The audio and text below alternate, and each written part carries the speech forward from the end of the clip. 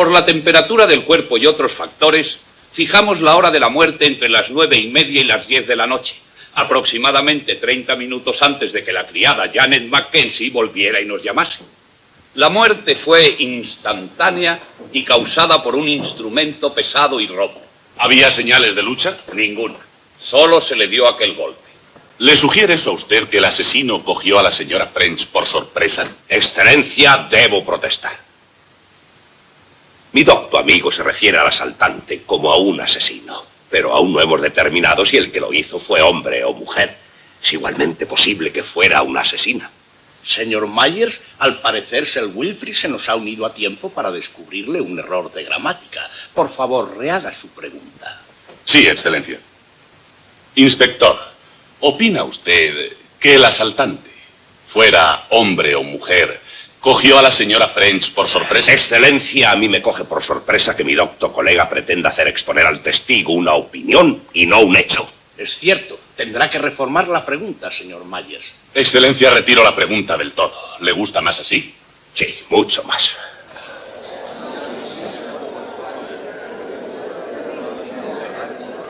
¡Silencio! ¡Silencio! Perfectamente, inspector. Comencemos la exposición de los hechos. Después de determinar la causa y la hora de la muerte, ¿qué hicieron ustedes? Efectuar un registro, sacar fotografías y revelar huellas dactilares. ¿Qué huellas dactilares descubrieron? Encontré las huellas de la señora French, las de Janet Mackenzie y otras que después resultaron ser de Leonard Ball. ¿Ninguna más? Ninguna. ¿Ha dicho que la habitación tenía todas las apariencias de que se había cometido un robo? Sí. Había cosas tiradas y la ventana estaba rota cerca del cierre. Vi cristales en el suelo y fragmentos de ellos en la calle.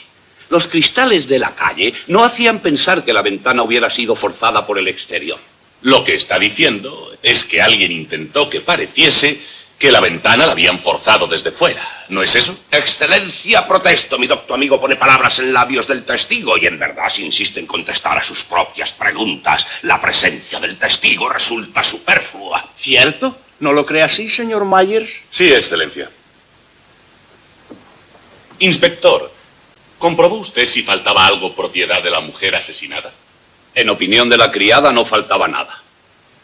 Según su experiencia, inspector, cuando un ladrón, o una ladrona quizá, entran en una casa, ¿se van sin haberse llevado nada? No, señor. ¿Recogió usted esa chaqueta, inspector? Sí, señor. ¿Esa exactamente?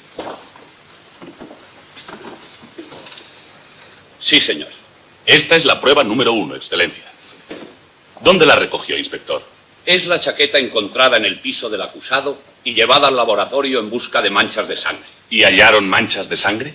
Sí, aunque se habían hecho intentos para lavarlas. ¿Qué pruebas hizo el laboratorio? Primero, determinar si las manchas eran de sangre humana. Luego, clasificarla por grupo o tipo. ¿Y era la sangre de un grupo o tipo especial? Sí, señor. Del grupo A. ¿Analizaron ustedes después la sangre de la víctima? Sí, señor. ¿De qué grupo era? Del mismo.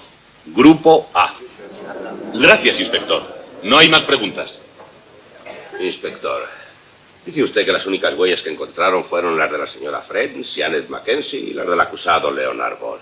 Según su experiencia, cuando un ladrón da un golpe, ¿acostumbra dejar huellas digitales o trabaja con guantes? Lleva guantes. Luego la ausencia de huellas digitales en un robo apenas le sorprendería. Claro. No podemos, pues, suponer que habiendo entrado un ladrón en lo que parecía ser una casa vacía, se encontrase repentinamente con la señora French y la golpeara, y luego, al ver que estaba muerta, huyera lleno de pánico sin llevarse nada. Comprenda, Excelencia, que es del todo imposible adivinar lo que pasa por la mente de un ladrón completamente imaginario. Lleve o no guantes. Déjese de supuestos, Sir Wilfrid. Limítese usted a los hechos. Inspector, cuando interrogó al acusado sobre las manchas de su chaqueta, ¿no le mostró a usted una reciente cicatriz que tenía en la muñeca y no le dijo que se había cortado con un cuchillo de cocina al partir el pan? Sí, señor, eso fue lo que dijo. ¿No le dio la misma versión del hecho su esposa? Sí, señor, pero después... Simplemente sí o no, por favor. La esposa del encausado no le enseñó un cuchillo y le dijo que su marido se había cortado partiendo pan. Sí, señor. ¿Quiere usted examinar ese cuchillo, inspector? Tanteé con el dedo el filo del mismo. ¡Con cuidado! ¿No es cierto que la punta y la hoja de ese cuchillo están afiladísimas? Sí, señor. Ahora bien, si ese cuchillo resbalara, no podría producir un corte que sangraría profusamente. Sí, señor, podría ser. Bueno, inspector, usted ha declarado que las manchas de esa chaqueta fueron analizadas, igual que la sangre de la señora French, y se halló que ambas pertenecían al mismo grupo A.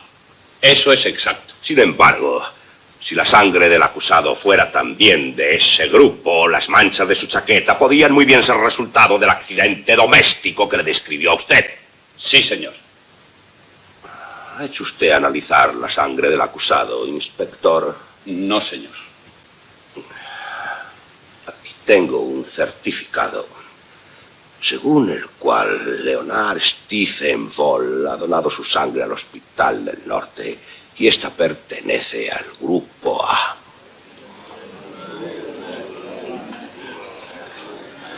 Gracias, inspector.